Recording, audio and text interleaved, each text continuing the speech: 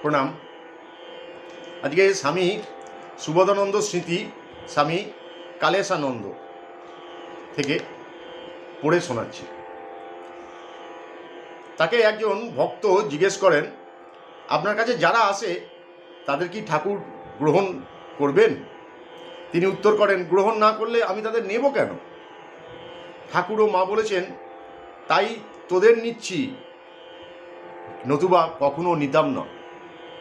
একদিন একটি ছেলে এসে বলে, আমরা তো জব ধ্যান করতে পারছি না, মন প্রাণ দিয়ে ঠাকুরকেও ডাকতে পারি না, ঠাকুর কি আমাদের কোনো উপায় করবেন? মহারাজ বলেন, তিনি উপায় না করলে, তিনি না চাইলে এখানে এলি কি করে? আর এত বাকুলতেই বা কেন? এই তো দেখছিস আজ মঠে কত লোক এসেছে। সেদিন রবিবার ছিল, কই তারা তো এইখানে তোর মতো আসেনি, বা কিছু জিজ্ঞাসাও করে না। তারা এলো, মঠ দেখলো, বাগান দেখলো, ফুল দেখলো, আবার চলে গেল। কে তাকে তোর মতো চায়? তুই চাস বলেই তো এখানে এসেছিস। ঠাকুরকে কি দেখতে পাবো? প্রশ্নের উত্তরে একদিন বলেছিলেন, যে যাকে ভালোবাসে সে যদি দেখা নাও দেয় তবু তাকে ভালোবাসতে ছেড়ো না। তাকে ডেকে যাও, তিনি দেখা না দিলেও ডাকতে ছাড়বে না। তবে 16 আনা মন দিয়ে ডাকলে তিনি আর থাকতে পারবেন না, দেখা দেবেনই দেবেন। 16 আনা মন দিয়ে ডাকতে পারছি কই? আর পাকা বিশ্বাসও তো হচ্ছে না।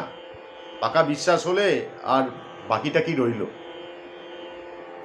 শরীর রক্ষার পূর্ব পর্যন্ত তাকে দেখেছি, যখন চলতে পারতেন রোজ উঠে তিনি শৌচাদি ছেড়ে গঙ্গায় যেতেন, গঙ্গা স্পর্শ করে ঠাকুর ঘরে গিয়ে প্রণাম করে শ্রীশ্রীমায়ের মন্দিরে, স্বামীজির মন্দিরে ও মহারাজের মানে স্বামী ব্রহ্মানন্দের মন্দিরে প্রণাম করে ঘরে আসতেন। অসুখ বেড়ে যাওয়ায় তাকে বেলুর মঠের লাইব্রেরি বাড়ির ওপরে একটি ঘরে রাখা হয়। সেখানে এসেও সকালবেলা ঘুম থেকে উঠে হাত মুখ ধুয়ে জানালা দিয়ে মঠ বাড়ির দিকে, শ্রী মন্দির, মায়ের মন্দির, স্বামীজির মন্দির ও মহারাজের মন্দিরের দিকে ও গঙ্গার উদ্দেশ্যে হাত জোর করে তিনি প্রণাম করতেন। যখন চলাফেরা একবারে বন্ধ হলো, তখন ঠাকুর ঘরে যে পট ছিল মানে ছবি, তার দিকে হাত জোর করে সন্ধ্যায় ও রাত্রে শয়নের সময় প্রণাম করতেন। প্রণাম ঠাকুর, প্রণাম মা, প্রণাম স্বামী।